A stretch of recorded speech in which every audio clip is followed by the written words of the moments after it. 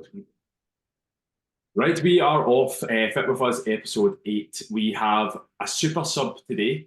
Gary is getting called out in the fact that he's just not turned up today whatsoever. I don't know what's happened to him. Last he was seen was on a bus in the north of Scotland with a bag of cans. So we've roped in AJ, also known as former fat guy, to sub in for Gary today. How are you, AJ? I'm good. How are you? Good. Do you want to tell anybody who doesn't know who AJ is a little bit about yourself? I am a legend. Uh, so I've been working with you for what, 3 or 4 years now in terms of you're my coach, and I went from having what 134 kg of body fat onto me, and I dropped about 57, back up about 10 now, I'll say. Well, it's not body fat, it's muscle. But that's just a very brief rundown of me and who I am. Cool. Class. You are a coach now by your own right, yeah? Yes, I am, yeah. Class. Cool. It's funny because we didn't actually give you any sort of, because I only kind of messaged you half an hour ago when I hadn't heard Gary was coming in. So, well, I assumed Gary was nowhere to be seen, considering he's just left me unread at the moment and was meant to kick off at 10 o'clock. It's now 10:45. Not even had 2 minutes to brush my hair. I was going to say, I don't even think I told you the topic yet. No. So this will be fun. But with that, I was going to record it myself, and I thought it'd be good to have a soundboard, and just thought you'd be a good person to actually have on for this because, again, you lost a significant amount of weight. We've used a fair amount of supplements on the way there. Some of the things that would probably be game changing for the people listening. So, Okay. Yeah, we're just going to kind of kick it off. So today's is about supplements. In your opinion, then, I'll get straight into it. What supplements do you use? Supplements I mostly use would be creatine, a multivitamin, just more so as a safety net in case there's any sort of gaps in nutrition. Vitamin D because we don't get enough in Ireland, and enough sun in Ireland rather, and the odd time protein powder, and obviously caffeine. Obviously caffeine. You're a big connoisseur of caffeine, aren't you? Yes. I'm well known in the caffeine world. I love the fact that I put up a can of Monster the other day and said, you drink cans of caffeine, and you put no as an I was answer. waiting for you to respond. You never responded. I was going to say, it's the biggest lie I've ever heard in my life. At one point, I'm sure you were on 7 cans of Monster a day. You've toned it down to about 5, but That's a lie. It's probably about 3 now. you're moving that quickly that your background just looks blurred. But you spoke about a couple of supplements there. You said creatine. For anybody who isn't familiar with creatine, why do you use creatine? Creatine helps us generate power in our muscles, essentially. It's a cheat code. I love that. Like back in the day when I used to when I first got into try to get healthy and went to the gym, protein and creatine were the 2 supplements I had. And my mum, I was living at home at the time, and like she was genuinely convinced I was taking like steroids or something. There's the amount of people that I've heard say that or think that creatine is steroids because it helps you build muscle, apparently. And yeah, it's strange. The misconceptions people fall for. Yeah, it's just, but yeah, that's one of those things. But realistically, creatine, for MD who is listening, creatine, if you imagine your muscles are a battery, creatine is a charge that helps charge up that battery. So, I mean, the podcast is going to be longer than 5 minutes, but like to clarify things, the only 3 supplements that are scientifically proved to make a significant difference are protein, creatine, and caffeine. So with creatine, it's one of the most studied supplements in the world, and its performance benefits is technically hydrates, or it's got intercellular hydration, and it helps you produce force. So it's good for maintaining and building muscle. You spoke about protein. You take protein powders occasionally?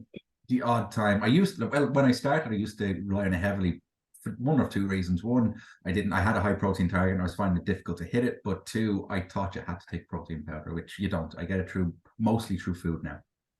That's actually probably one of the key things to touch on, is the fact that like supplements are there as a supplement to your diet, and realistically, like if you can get protein from whole sources of food, then you might not necessarily need to supplement it. Yeah, well, look, you should always aim to get it through natural food sources of meats and stuff like that.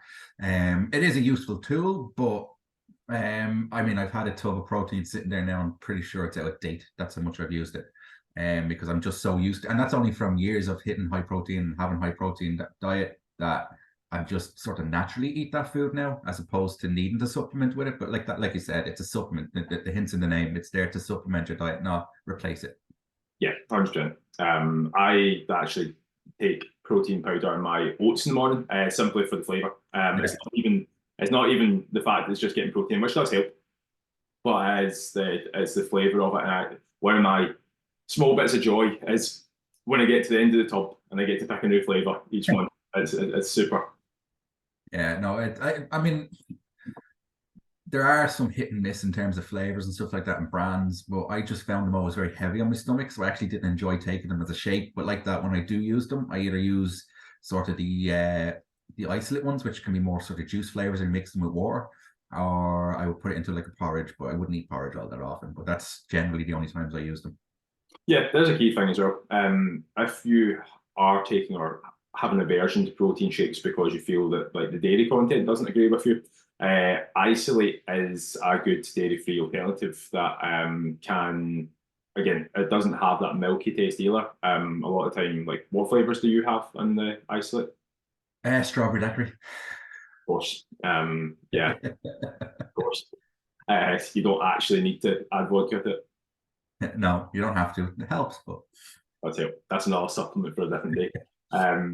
But yeah, so I think protein you can get most of your sources can come. Well, ideally you want it to come from whole sources of food. So your lean meats, your eggs, dairy, where we can, all good sources. Even veg, like veg technically contains protein. I'm not going to get into the specifics of the way it breaks down, but realistically, it does contain a source of protein for a lot of veg. And then your other ways to get protein in as well. Like I utilize protein bars, and again, it's just out of convenience. I think now is one of the easiest times to get in shape with some of the like witchcraft they have in terms of like they've literally made an Oreo bar that tastes pretty close to an Oreo bar that has protein in it. Now, ideally, you don't want to be having 2,000 calories worth of protein bars in your diet a day, but it is a convenience thing where you can have it as a snack between meals or well, it for me, it sort of kills a chocolate craving, and the Oreo one's particularly nice. And then there's the white chocolate cookie dough from Grenade as well. Grenade seems to make the nicest ones now. Fulfill used to, but Grenade now seems to have really upped the game. But like you would have one, maybe two in a day at max, otherwise you're going to be super glued to the jacks.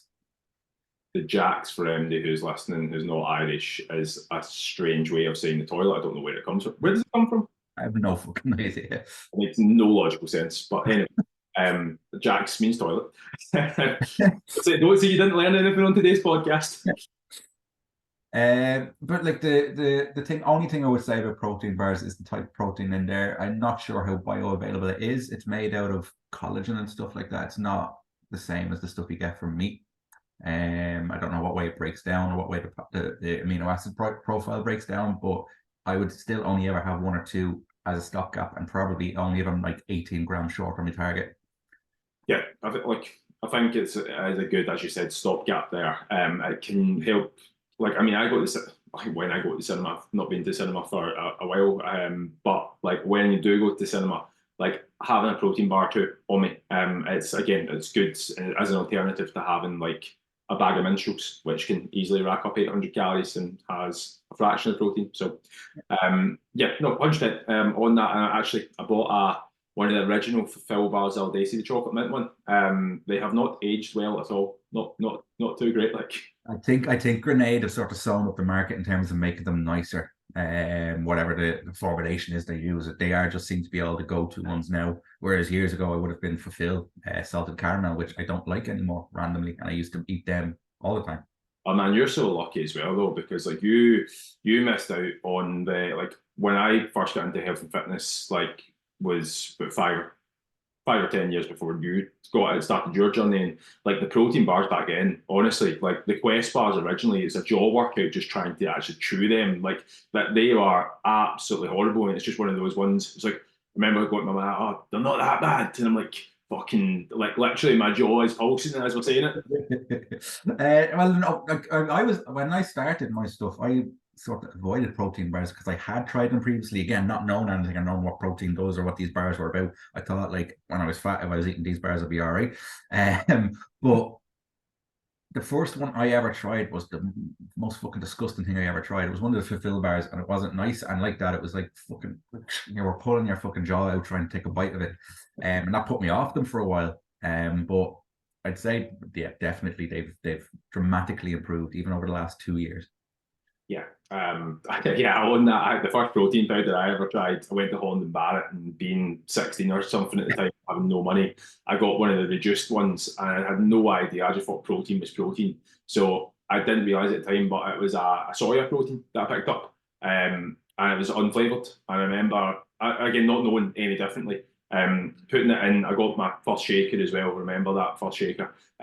What a monumental day that was. But I remember going home, mixing it with water, and then trying to, like, I mean, I was gagging trying to get this. Like, I thought my health and fitness journey was going to end on that day. It was started and ended on that day. 20 quid down, one shaker. It was the most rotten thing. Now, needless to say, I read Men's Health and they said to mix it with milk and it tastes better. I can confirm that it didn't taste any better with milk. No, I got rid of that bag of protein and realised. See, when people tell me these days that like they can't drink protein powder because it's not nice, if that's all reasons, I'm like, nah, you went there back in the day. You haven't experienced that. You're just too comfortable. Well, look, I know I would agree. There's been a couple of dodgy flavors I've had where I spent 30 quid in the tub and ended up dumping it because they're not nice. You have to be, there are like certain brands that are nice. There's a Chaos Crew seems to do really nice ones. Perform, they're the ones you drink, Yeah. isn't it? Yeah. Um, but like, even if anyone is considering buying protein powder, the go-tos seem to be like My Protein, and they are probably some of the most overpriced and not nice flavored ones out there, in my opinion. And I would always say go for an isolate because it's lower in calories, nicer flavor, and you can mix it with water, so you're saving calories on the milk. You won't be tempted to mix this with milk because you wouldn't mix it with milk. I would agree on all of that. And My Fitness Pal, for some reason, oh, no, My Fitness Pal, that's the wrong thing. What was it? My Protein? My protein. I've just never had good like dealings with their services. I don't know if it's just because it was over lockdown, but I mean they were atrocious in terms of their customer service. So was not the one for me. Abysmal.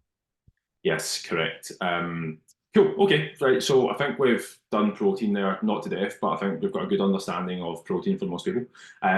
So caffeine is one of the.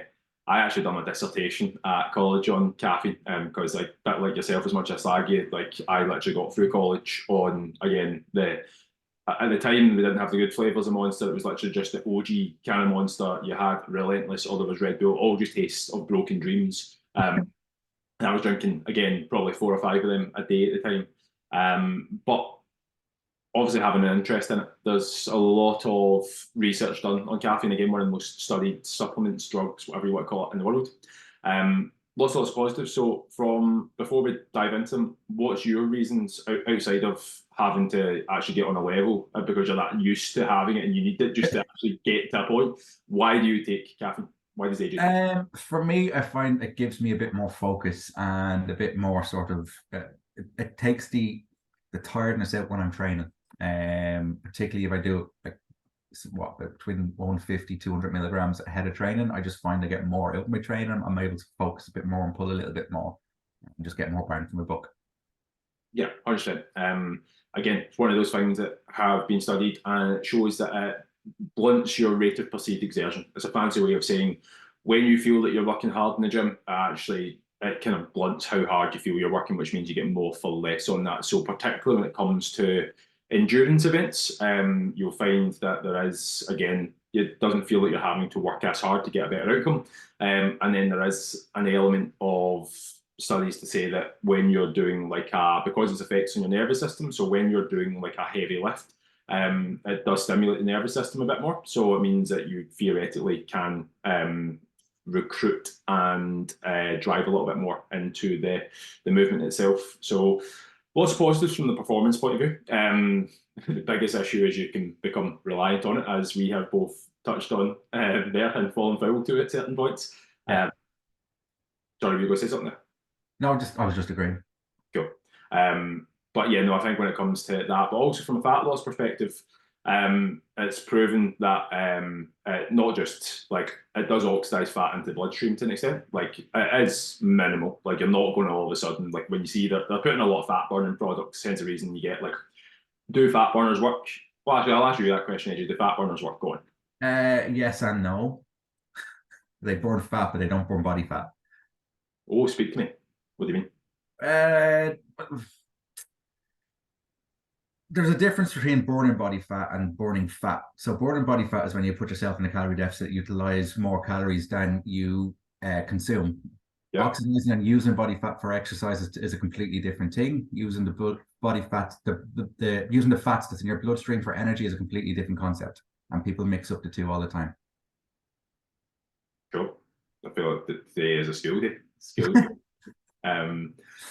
So yeah, like I would say that when it comes to like using caffeine in fat burners, a lot of people, again, this is the big point of supplements, especially if you're new. There's lots of promises that are stuck on bottles that say, again, can leave. Well, they're not allowed to do this anymore. They only changed this in the last 5 or 10 years, where it was like, can get you 6-pack abs or will melt fat off. You're not allowed to give these big promises anymore. It's just allowed to be called like extreme fat burner or whatever. But what really happens when you take a fat burner is caffeine suppresses your appetite, which means that you're less hungry between meals, which isn't necessarily a bad thing. If you are going into a calorie deficit, the last thing you want to do is fight hunger. And today's day and age in this side of the world that we live in, we tend to have an abundance of food. So don't worry if you don't eat for 4 hours, that you're not going to fade away for the majority of people. So that wee response that you're getting, it's not necessarily a bad thing, but using caffeine to blunt that, not the worst idea. So that's where it works on and that side. And then when it comes to the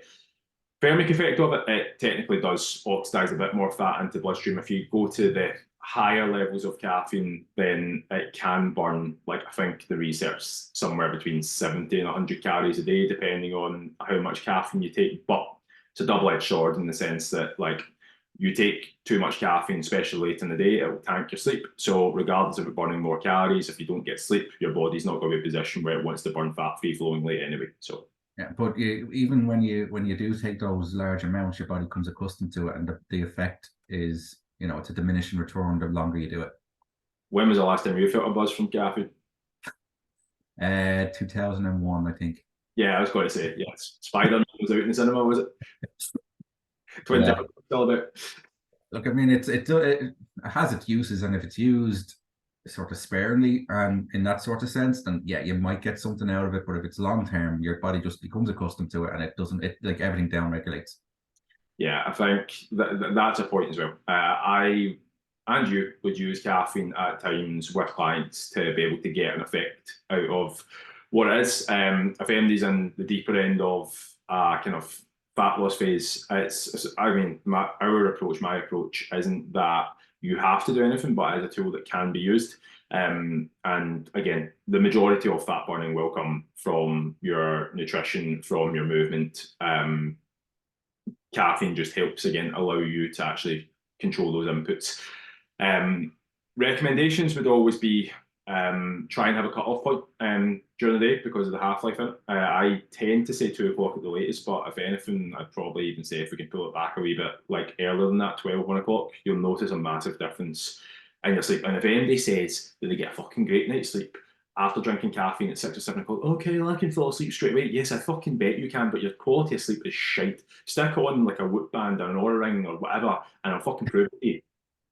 I've seen some research, and I've not delved deep into it, but people who have ADHD don't have the same effects when it comes to caffeine and sleep. So possibly there's people out there who can drink it at 7 o'clock and not sleep. No, I can't, but I can sleep rather, sorry.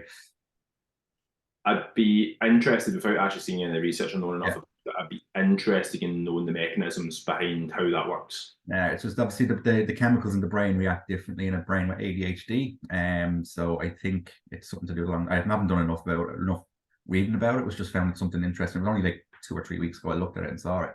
But it's definitely something I'm going to look more into because I just found it interesting that people with ADHD respond to caffeine differently.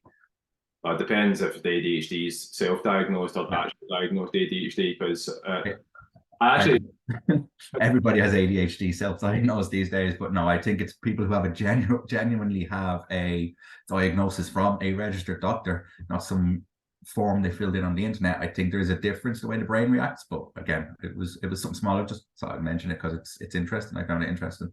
you're going to have a whole host of people listening to this going, well, do you know what? Caffeine doesn't affect me when I sleep, so I've got ADHD now. So I guess just diagnose more people with ADHD class. Um, but yeah, look, for the majority of people, and again, with even the limited research, I couldn't imagine that something that is meant to be a stimulant any way helpful near bedtime. So I would look at removing it until there's more research done. But for 90% of people, I would say, yeah, I pulled that statistic in my mum, but I would say just try and avoid, try to have it too late in the evening time. But I can be used. Sorry, I stopped. So it must be about a year ago. I put myself on a limit of nothing past 2 o'clock, and my quality of my sleep definitely improved. Yeah. And what was it last week? We've changed hours to 12 o'clock now, and even the last 3 nights, my sleep has improved. So you can get a quick improvement by limiting your caffeine intake to a certain point of time, and limiting the total number because the half life is what 6 hours, is it? 6 hours, yeah. 6 to 8, but yeah, look. And what that means though is that doesn't mean the caffeine is gone. That just means half of the caffeine in your system is gone. Half of, you know what? It's one of those things that, like, the more I actually look into, the more conflicting that evidence is as well. Because I've heard some people say that the half life's 10 hours, some people say it's 6 hours. I would look at it just being roughly between 6 and 8 hours, but I think a general rule of thumb, being realistic about things, just try and have a cut-off point. For most people, again, who follow like the sun goes down, the sun goes up, and we essentially work set hours, try and have a cut-off point of around 2 o'clock each day would be helpful for the majority of people, more than it wouldn't be, would be my 2 cents on that. But yes, caffeine can be used for increasing performance, helping through fat loss. Don't become overly reliant on it. In terms of what type of caffeine you have, it does theoretically get digested differently from different sources, but I would say, look, it's completely up to you. Just be aware that if you're having it through like a can of Monster, you're going to have sugar-free variants and sugar-filled variants. With that, like, obviously factor in the calories, whatever your goal is. Same with, again, coffee as well. Like, some people just look at coffee being like an Americano, but then some people look at coffee being a double whipped cream hazelnutty thing that is a dessert and log it as 60 calories. So just be aware of that. I was in Starbucks the other day and I saw some sort of toffee waffle something or other coffee. I was like, it sounded like a dessert, but it was a coffee. And I looked at the calories, and the calories for the largest one was 875 calories. Right? That's dinner. Like, but this is where it's madness. Like, people, like, I sometimes like say you don't get fat by accident like this. You do certain things over a period of time, that have essentially got you in that position. But it's really not made easy by the fact that, like, these foods didn't exist 10 years ago, 15 years ago, 20 years ago, and certainly not 100 years ago. So there is a certain, like, I feel like things should be color coded. We probably will get there in the future, but like, there should be a right, mate, you're not allowed fucking more than 4 red things a day, because like somebody could easily go have a scone or whatever they have at coffee shops, have one of those fucking dessert filled coffees that you just talked about, not even thinking that that's a lunch. They'll be the first person who tells you don't eat a lot, but they've had a scone and that, which just equates to about 12, 1300 calories, sitting there going, well, I've not had my lunch yet. Have a lunch. They'll maybe have whatever, a salad. 1700 calories are sitting there going, I don't really eat that much. I'm like, yeah, mate, well, you've ate somebody's calorie allowance for the day without actually realizing. Yeah. It's something that I've found with a lot of people that I've worked with. They don't realize these things, and through no fault of their own. There's no education on this stuff when you're growing up properly. But like they go in and they say, oh, I don't really have a breakfast. I'll just go to Starbucks and then I won't eat till lunchtime. But I don't know what's going wrong. And then you look at what they've had in Starbucks, and all of a sudden there's 900,000 calories at 8 o'clock in the morning, and they've skipped breakfast and thinking that that's going to help them lose weight. When, like, if they had stopped and had a breakfast at home before they left, they would have been 600 calories better off. Yeah, agreed. 100% agree. Actually, quite a nice wee segue. into again different topics there when it came to supplements, but I think getting straight back on with supplements there. So yeah, caffeine can be consumed in different ways, but just be aware of the calorie count, depending on what your goal is. Anyway, moving on from that, so we've got protein, we've got caffeine, we've got protein. They're the ones that do make a significant difference, that are proven, that are studied to your, again, performance, health, fitness, everything else. But there are other supplements that wouldn't be deemed as sports supplements and supplements that can be used that can be helpful. So AJ touched on the fact that you just take a basic multivitamin, isn't it? It's a full spectrum mineral thing. There's like 50 different things in it, but it's just yeah, I don't rely on it. It's just a safety net, particularly more so not now at the moment because I'm not in a deficit, but when we're in a deficit, just in case there's any gaps in nutrition. But I just take it every day anyway. Yeah, I think that's a key point as well. So when most of us eat food, most food is fortified these days. You tend to get a decent amount of micronutrients from your foods, kind of irrespective of what you have. So you could theoretically probably eat pizza these days and still end up with your 5 a day met, just with what it's fortified with. But please don't clip that and make that a thing. Like there's the guy giving out advice saying that pizza counts as your 5 a day. I'm not telling that. Well, there's tomato on it, isn't there? I suppose that counts. I'd be convinced that half the pizzas that you get around here have never seen a tomato in their life. So, but yeah, no, I think that that's a point.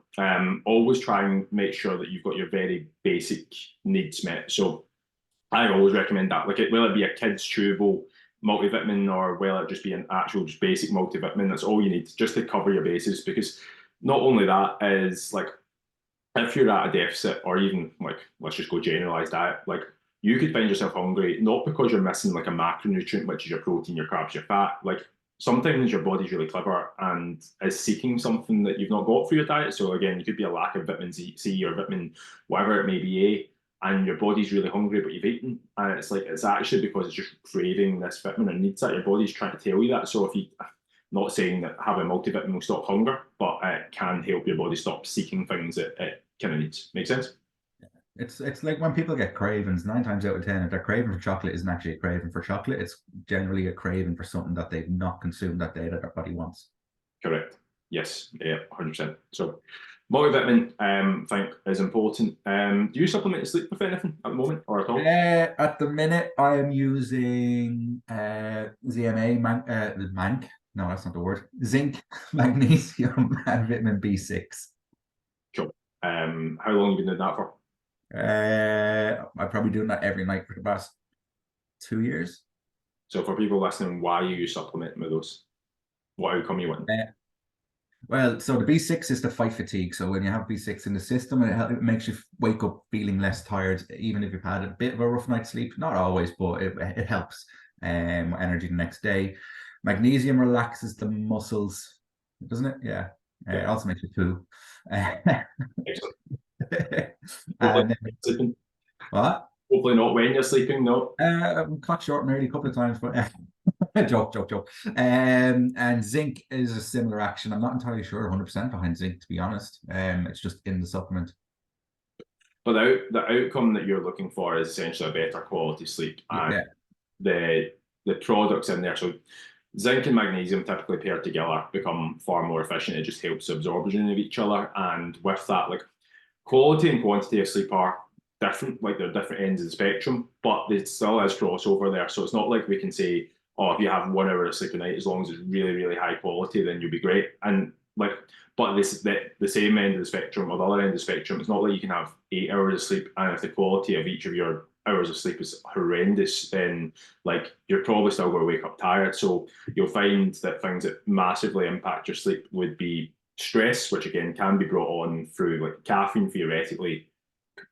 Fight or flight, you'll be stressed. So that's where it stops you getting to deeper quality of sleep. Alcohol consumption, your body very efficient in processing alcohol, but because it prioritizes getting rid of alcohol, other functions when you sleep do not happen. So your deep sleep and your REM sleep. Actually, there's a point. I was on that stag a few weeks ago. I hadn't drank for, I think at the time of going, it was 45 days. I had literally like 2 beers on the first night, I think it was, and I looked that up on the Whoop band. I looked up weeks later.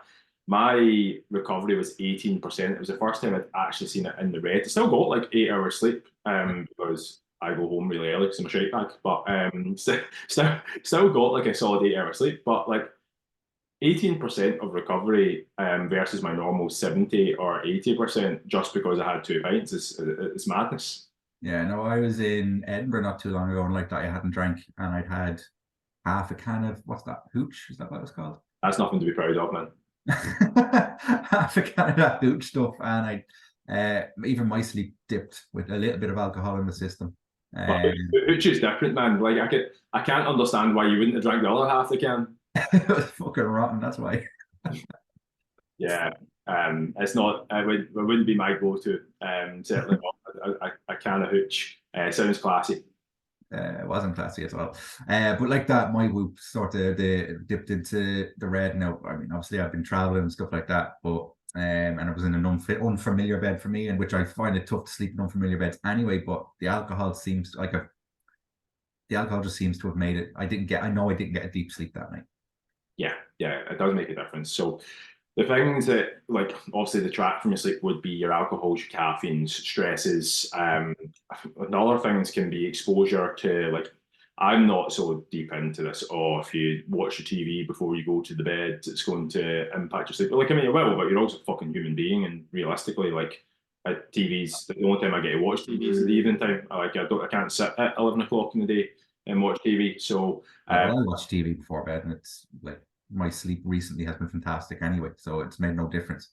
yeah, I just be like I'm personally I'm not saying I'm against the whole blue light thing, but realistically, unless you're sat glued to a TV for 6 hours before you go to your bed, but again, there's a different fucking problem we need to deal with. I don't think your sleep's the very first and foremost thing that we need to address if you're binge watching a Netflix series. Probably still the people that tell you don't have time to do it, but yeah, so uh, there is the blue light thing, like as much as it probably can impact your sleep, I would look at more so how do you protect your sleep and the quality of sleep? So your likes of zinc and magnesium make a massive difference. I at the moment I'm using a supplement.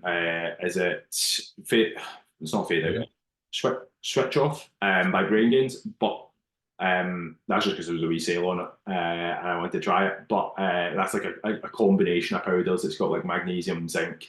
It's got ashwagandha, which helps relax you, which is opposite of being stressed. So it puts you in that optimal environment. But without overcomplicating it, the things I use year round would be magnesium and zinc. And magnesium, I typically just get liquid magnesium from the likes of Holland and Barrett, albeit it's a rip-off. Other options are available. Liquid magnesium and zinc would be the two. Yeah, I think leaving that there. Anything else you would add? When you asked me, I forgot that I do take ashwagandha as well. Ashwagandha. Yeah. Yeah. I don't regularly take ashwagandha outside of sleep supplements it comes in. But when I have taken ashwagandha, does make a significant difference to lowering anxiety, I found anyway. Yeah, well, I think the action is on your cortisol levels and brings it down, and that sort of helps your anxiety and stress levels in general. Yeah, and when you're on 44 cans of Monster a day, that certainly is needed at times, pushing a wee bit too far.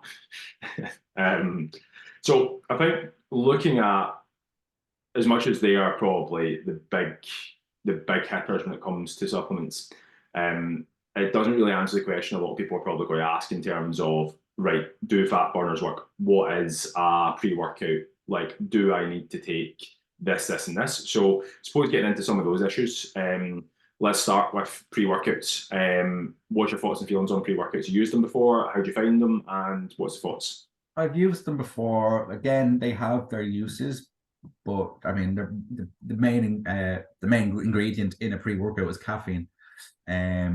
So as I used to use them quite a lot, I haven't used a proper pre-workout in a long, long time. Purely because A, they're expensive, and B, you get the same amount of caffeine in like a can of Monster or a can of Rain, or 3D goes up to 200 milligrams. So they have their uses. I don't really use them myself anymore, but I did used to use them. Yeah, just going back to the good old days before you got into the health and fitness, we used to have like The notorious one was Jack 3D. It was called Jack 3D. It was like essentially it had a derivative of speed in it. Like they they looked at the compound and it was like as chemically close to the drug speed as it could get. That was the very first pre-workout that I'd ever been told to have, and I think I got told at 7 o'clock. Sorry, I did get told at 7 o'clock, but I took it before I went to my local leisure centre when I was 17.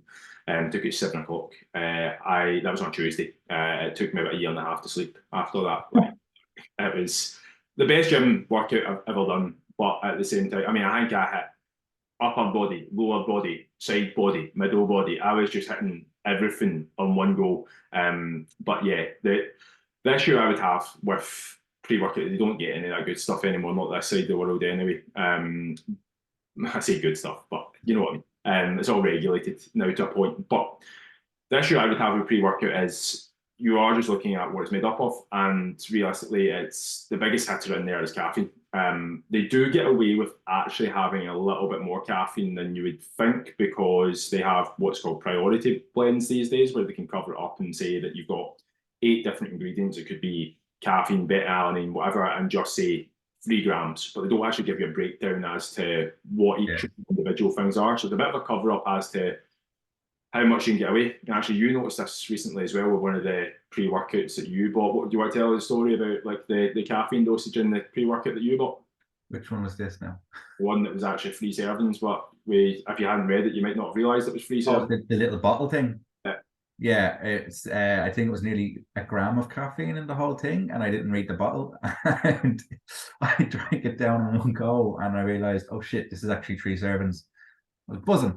Yeah, and AJ lost 4 kilos worth of shite that day. Yes, it was And fantastic. his heart rate has DOMS. But yeah, I think I'm not against. I like again. I'm never going to tell him to do anything I've not done myself. Pre-workout can be helpful, but with pre-workout, because it's made up of so many different chemicals, I'm not also somebody who's against a lot of chemicals in it. You don't have it. Like you've the hard push to find foods these days that don't have chemicals in them. But I do think you can become overly reliant on it. So if you find that you get a really good workout with pre-workout, then all of a sudden you forget your pre-workout one day, you can start to get subconsciously think, oh, I'm not going to get as great a workout. And it does start to become a bad trend. And then if you're training in the morning and then in the evening, it just becomes this whole host of different issues on that. So not against it, but it's certainly not needed. Yeah, I like that. When I first started training and stuff like that, I did sort of use pre-workout before every session, and like that, if in my head, I know in my head I would have been fine training without it, but the days I forgot to take it or I'd left the shaker on the counter leaving the apartment, I've always felt like I had a worse workout than I would have had I had my thing, and it was all a subconscious psychological thing. It wasn't actually the facts. Yeah, agreed. Yeah, 100%. Just don't become overly reliant on it, and try and have a good eye at what you're actually consuming per portion. Because, of course, you'll have a great session. Well, saying that, you might not have a great session if you drank a gram of caffeine. I do remember there was a point where I was in Australia and I got what was called the malaria effect, where I took 2 scoops of a brand new pre-workout, and the regulation over there at the time was a wee bit different. So there was some souped up versions of stuff in it. I remember just sitting 40 minutes into my workout in a corner of the gym, sweating, heart rates going up and down, full of anxiety, wondering what I was doing in my life. And it took me genuinely about 2 days to come down from that. So just be careful what you're actually consuming and try and regulate it as much as you can. And always read the label, because sometimes one serving doesn't look like what it is when you get the bottle. Correct, yes. And then probably just to wrap that up, and I know we touched on it earlier, fat burners. Think you touched on the fact that look, fat burners theoretically can work, but it's more down to again the caffeine that's in them. Similar things to be said again without repeating ourselves on caffeine is just too late in the day. It can cause you issues. Just watch when you're having a fat burner that you're not adding coffees, monsters, pre-workouts. Have also been guilty of doing the same because I didn't understand what I was doing, where I was eating fat burners in the morning. I was having a can of Monster. I was having a pre-workout, and then I was wondering why I was tired when I went to bed, tired when I was waking up, and just burnt out. So I'd be careful on it. Yes, absolutely. Cool. Right, look, I think I'm just going to consult my wee notes because I know that you were late in the day coming in here and didn't really have any idea what was happening. Cheers for turning up today, Gary. Feel free to absolutely rinse Gary Nothing. on social media. Just don't know where he is. Hopefully he's not actually dead. It's terrible now after sliding. You know what? It'll be good for the engagement of this. Like it's when Heath Ledger died in the Dark Knight, like it was only good for like engagement. So as much as good funeral images as well, I'll be honest. Like so You're an awful human being, you know that. I've actually got a wee list of things. I'm just gonna read them out to you and you can give us either a one line, a yes and no, or what your thoughts and feelings on them are, right? Just to finish up. Rapid fire. So whey protein. No. No. Okay. Creatine. Yes. EAAs. Off. No. Intracarb powder. Depends on the context. If you're someone who's doing like marathon training or triathlon training or anything like that, it can be useful, but for general pop, losing a few pounds, whatever, no. Yeah, I would find anyone who's in a performance phase or muscle building phase or doing an endurance event, um, definitely timing of carbohydrates and calories round working out, just to give you the best training effect possible. But for the majority of people, we actually have a reserve that's enough in your body anyway that you're not going to need like scooping intracarb powders also being Something like you should have enough energy to do 90 minutes of mid-intensity cardio. for the majority of people before you Yeah. completely like again that's to exhaust your glycogen stores where you don't have any left, which is never a point that anybody wants to get to full stop. So again, massively important endurance events, more so for you going into the gym and doing bicep curls. Are you going to need to smash carbs into you? Probably not as much as you think you do. Cool, you himbine. Ooh, I hated it when I took it, but I've used it. It is effective, I suppose, to a point, but no, I wouldn't recommend for anybody. Is it Go keep your legal in headspace. is it legal in Ireland? No, it's not. You can get it across the border. Is it legal in the UK still? I don't know. I know it's legal up in Northern Ireland. I know that, but that is its own sort of regulatory area for that stuff across the water. I don't know. The Wild West. So yohimbine is essentially a supplement that helps increase your blood flow, circulation, and also has been shown to burn fat. But how it works is quite similar to caffeine. I used it for a very, very short period of time. By that, I mean like 4 days, and I found that my anxiety levels were through the roof over nothing and was punching and kicking lockers and all sorts. So Your helmet of yours got fucked across the gym floor. what got fucked across the gym floor? Your helmet from the bike. Oh yeah, yeah, that was a fun day. Don't even know what triggered that. Just yeah, mine in general. So yeah, vitamin D. Yes, everybody in the UK and Ireland or above, I think it's mid France, should supplement with vitamin D all year round. We don't get enough sunlight. Draw a line where mid France is for me. Multivitamin. Yes, as a safety net, not as something to rely on. Omega threes. I take omega 369, but yes, I would recommend it for joint health, cognitive health, heart health. I think this goes without saying, but zinc and magnesium. Yes, I do. Probiotics. Yes, but for short periods, it can affect your gut negatively if you take them long term, I believe. Cool. Digestive enzymes. I've never taken them, I don't know. Cool. Super greens. No, because they just taste manky and I just eat them with veg. Fair enough. Tastes like grass. And then last but not least, caffeine. Which? Caffeine. Never heard of it. Nah, mate, didn't think so. No, you would die without caffeine. Cool. Well, look, I'm going to think we're going to wrap that up there. I think we've covered quite a lot there. I appreciate you coming on in place of Shitebag McDonald. Where can people find you?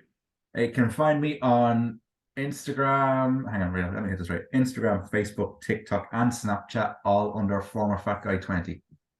but mostly Instagram.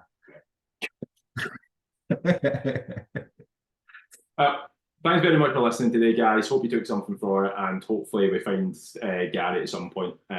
Speak soon. Did you answer the phone? No. It's not answer the phone, no.